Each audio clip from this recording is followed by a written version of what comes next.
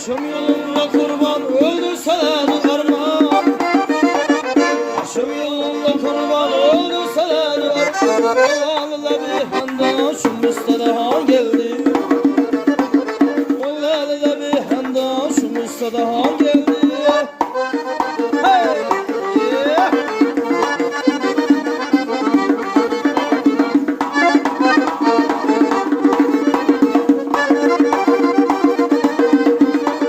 Sözleşiriz sözlerine sözlerden özgür olsun.